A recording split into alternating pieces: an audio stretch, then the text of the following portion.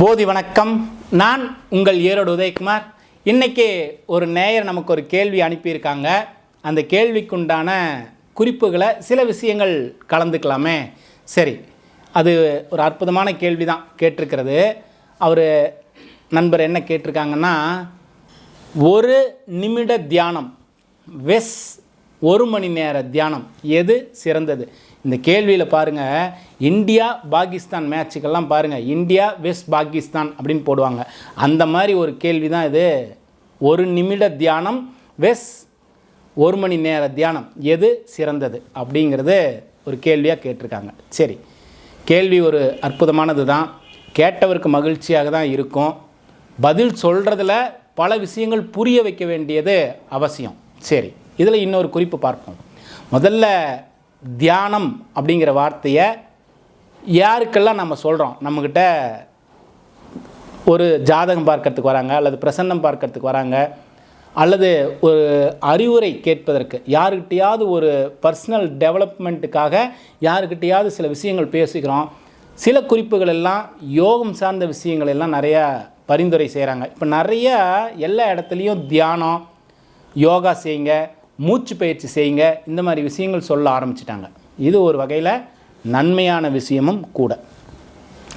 தியானத்தை எல்லோருக்கும் சொல்கிறோம். குழந்தைங்கள்லேருந்து பெரியவங்க வரைக்கும் எல்லோருக்குமே தியானம் செய்ய சொல்லி ஒரு வார்த்தை சொல்கிறோம். குழந்தைகளுக்கு ஒரு நல்ல கல்வி உருவாகணும், ஞாபக சக்தி உருவாகணும் அப்படின்னா நம்ம என்ன பண்ணுறோம்? கொஞ்சம் நல்லா தியானத்தில் கவனம் செலுத்த சொல்லுங்கள். பெண்களுக்கு வீட்டில் இருக்கக்கூடிய மன அழுத்தங்கள் நிறையா இருக்கும். அவங்க நம்ம என்ன நினைக்கிறோம்? வீட்டிலேருந்து அவங்க வெளியிலேயே வரதே இல்லை, இவங்களுக்கு என்ன மன அழுத்தங்கள் இருக்க போகுது இப்படியெல்லாம் நினைப்போம். ஆனால் அவங்களுக்கு தான் எங்கேயுமே போகாமல் இருக்கிறதுனால ஒரு மன அழுத்தம் ஏற்படுது. இப்போ பெண்களுக்கும் தியானம் ரொம்ப அவசியம்.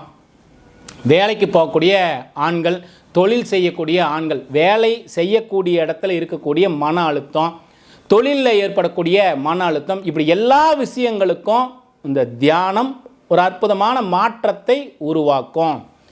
இது மனோரீதியாக ஒரு நல்ல உற்சாகத்தை கொடுக்கக்கூடிய விஷயமாக இருக்கிறதுனால, மனம் எப்பொழுதும் உற்சாகமாக இருந்துட்டதுன்னா தேகமும் நல்ல ஆரோக்கியமாக மாறிக்கும். மனம் புத்துணர்ச்சியாக இருக்கும் பொழுது நம்மளுடைய தேகம் நல்லா செயல்பட ஆரம்பிச்சிடும். இப்போ 2 பலன்கள் நடந்துருது. மனம் வலிமையாகிறதுக்கு தியானத்தை நாம் உருவாக்கிக்கிட்டோம், அதற்கான சூழ்நிலையை உருவாக்கிக்கிட்டோம்னா தேக பலமும் நல்லா கிடச்சிரும். இப்போ தியானம் எல்லாருக்கும் உண்டானது தான்.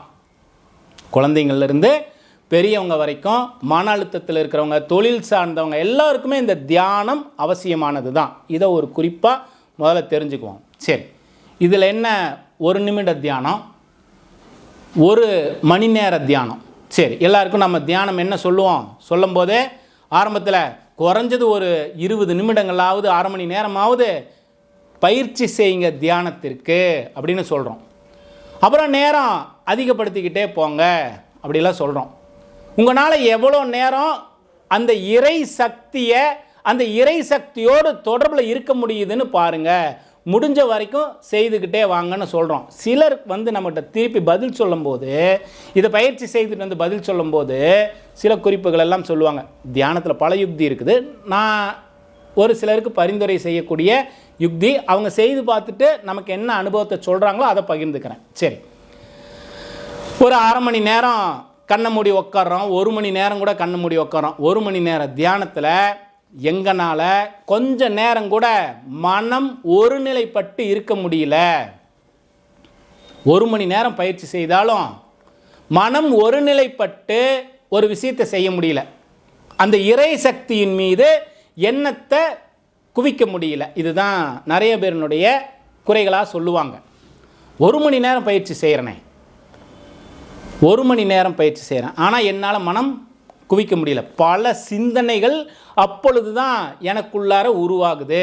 இயந்திரம் போல வேலை செய்துக்கிட்டே இருக்கும் பொழுது கூட எனக்கு தெரியல, எந்த ஒரு சிந்தனையும் இல்லாமல் என்னுடைய வேலை, என்னுடைய வருமானம், என்னுடைய குடும்பத்தை நோக்கி நான் ஓடிக்கிட்டே இருந்தேன். ஆனால் தியானம் செய்யணும்னு உட்கார்ந்த உடனே என்ன ஆகுது?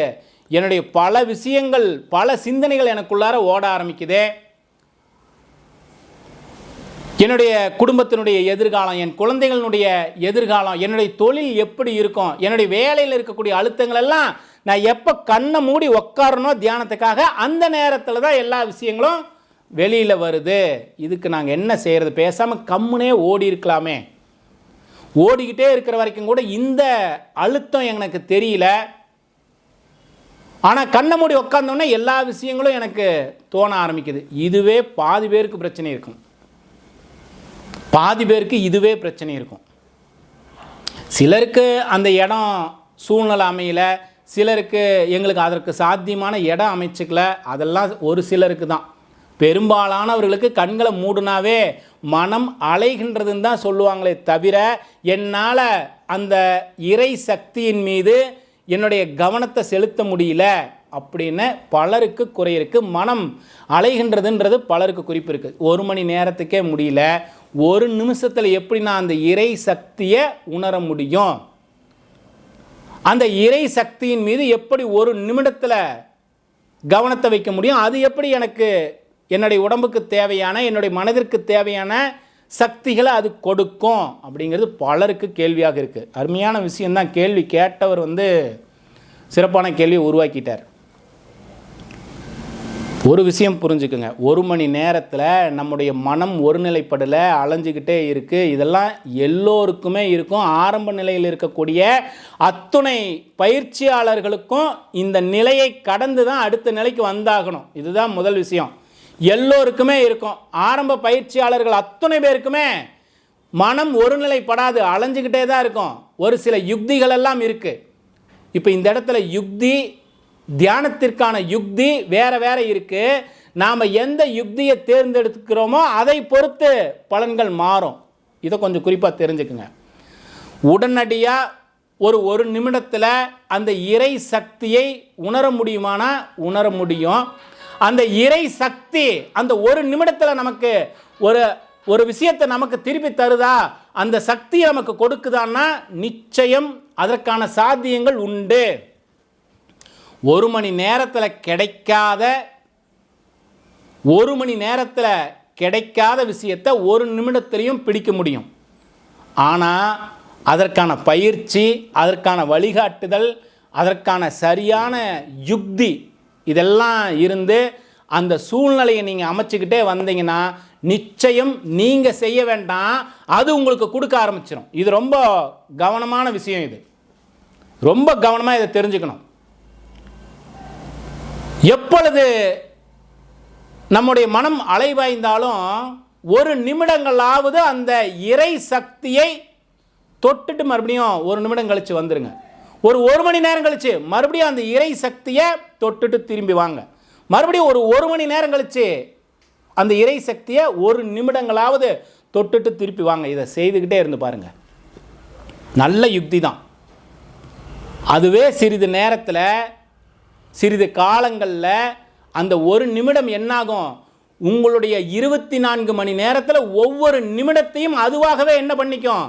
எடுத்துக்கும். நீங்கள் உங்களுடைய வேலையில் தொடர்ந்து இருக்கலாம், உங்களுடைய பொருளாதார தேவைக்காக ஓடிட்டே இருக்கலாம், வாகனத்தில் பயணங்கள் செய்யலாம், உணவு எடுத்துக்கலாம், உறக்கத்தில் இருக்கலாம். எல்லா நேரங்களிலும் அது என்ன செய்யும்? அதுவாகவே தியானம் நிகழும். நீங்கள் முயற்சி மட்டும்தான் ஆரம்ப காலத்தில் செய்ய போகிறீங்க. இதை தான் மீண்டும் ஒரு பதிவாக சொல்கிறேன். தியானம் செய்யக்கூடியதல்ல, தியானத்திற்கான முயற்சியை நீங்கள் செய்யலாம், தியானத்திற்கான சூழ்நிலையை நீங்கள் உருவாக்கலாம். ஆனால் தியானம் அதுவாக நிகழ்வது. நீங்கள் ஒரு முறையும் உங்களுடைய முயற்சியை 1 நிமிடங்களாவது அந்த இறை சக்தியின் மீது வச்சுட்டு 1 நிமிடம் கழித்து உங்கள் வேலையை பாருங்கள். ஆரம்பத்தில் இதை செய்துக்கிட்டே வாங்க. உங்களுடைய வாழ்வின் ஒவ்வொரு நிமிடத்தையும் அது என்ன பண்ணிக்கும்? சிறிது காலங்களில் அது எடுத்துக்கும். அது உங்களோட சேர்ந்து பயணிக்க ஆரம்பிச்சிடும். அதுவாகவே நிகழ ஆரம்பிக்கும். இதுதான் தேவை. இப்போ தேவை 1 நிமிடமா 1 மணி நேரமாங்கிறது இல்லை. 1 நிமிடங்களாவது அந்த இறை சக்தியை டச் பண்ணிட்டு திரும்பி வந்துருங்க. என்ன நடக்கும்? அது உங்களை எடுத்துக்க ஆரம்பிக்கும். நீங்கள் செய்த முயற்சி போக ஒரு சூழ்நிலையில் உங்களுடைய முயற்சிகள் எதுவுமே தேவைப்படாது. உங்களுடைய முயற்சிகள் எதுவும் ஒரு சூழ்நிலையில் தேவைப்படாது. அதுவாகவே உங்களை என்ன பண்ண ஆரம்பிச்சிடும்? உள்ள நிகழ ஆரம்பிச்சிடும். அதற்குண்டான பயிற்சியாக இந்த 1 நிமிடங்கிறதும் சரிதான். 1 நிமிடத்தில் தியானங்கிறதும் சரிதான். 1 மணி நேரம் ஆகியும் எனக்கு சித்தி ஆகலை அப்படின்னா அதை நினச்சும் கவலைப்பட வேண்டாம். ஒவ்வொரு மணி நேரத்தில் உங்களுக்கு உள்ளே இருக்கக்கூடிய அத்தனை பதிவுகளையும் வெளியில் தள்ளுது பாருங்க. கொஞ்சம் கொஞ்சமாக வெளியில் தள்ளி தள்ளி உங்களை பக்காவே அதுவே தயார் பண்ணிடும். நீங்கள் உருவாக்குறது சூழ்நிலை மட்டும்தான். நீங்கள் செய்ய வேண்டியது அந்த சூழ்நிலைக்கு உங்களுக்கு அந்த 1 மணி நேரத்தையோ ஒரு நிமிட நேரத்தையோ ஒதுக்கிறது மட்டும்தான் நாம் செய்கிறோம். நாம் செய்கிறத அந்த சூழ்நிலையை உருவாக்கிக்கிறோம். நான் 1 நிமிடங்கள் இன்றைக்கி நான் தியானத்தில் இருக்க போகிறேன், 1 மணி நேரங்களுக்கு ஒரு முறை நான் 1 நிமிடம் அந்த இறை சக்தியை கவனிக்க போகிறேன் அப்படிலாம் நீங்கள் முடிவு பண்ணி அந்த சூழ்நிலையை உருவாக்கினா போதும். அது என்ன பண்ணிக்கும், ஒவ்வொரு நிமிடத்தையும் உங்களுக்குள் தியானத்தை நிகழ வச்சுக்கும். அது பார்த்துக்கும், மீதியை அது பார்த்துக்கும். அப்போ நான் 1 மணி நேரம் பயிற்சி பண்ணேன்னே, 1 மணி நேரம் பயிற்சி இன்னும் நல்லது. உங்களுக்கு ஆள் மனதில் பதிந்து இருக்கக்கூடிய அத்துணை குறிப்புகளையும் வெளியில் தள்ளிடும், அத்துணை பதிவுகளையும் தேவையற்ற பதிவுகளையும் வெளியில் தள்ளிடும். ஒரு அற்புதமான விஷயம்தான். 1 நிமிட தியானமானாலும் 1 மணி நேர தியானமானாலும் பலன் உறுதி. தியானம், மீண்டும் ஒரு பதிவாக சொல்கின்றேன், தியானத்திற்கான சூழ்நிலையும் தியானத்திற்கான பயிற்சியும் நீங்கள் செய்யலாம். தியானம் நீங்கள் செய்வதல்ல, தியானம் அதுவாக நிகழ்வது. நிகழ்வதற்குண்டான சூழ்நிலையும் நிகழ்வதற்குண்டான பயிற்சியும் மட்டும் செய்யுங்க, நிச்சயம் நற்பலன்கள் கிடைக்கும். தியானம் 1 நிமிடமாக இருந்தாலும் 1 மணி நேரமாக இருந்தாலும் நன்மையான பலன்கள் நிச்சயம் எதிர்காலத்தில் இறை அருளால் உங்களுக்கு கிடைக்கும். சரி, மீண்டும் இது போன்ற இன்னும் பல குறிப்புகள் பேசுவோம்.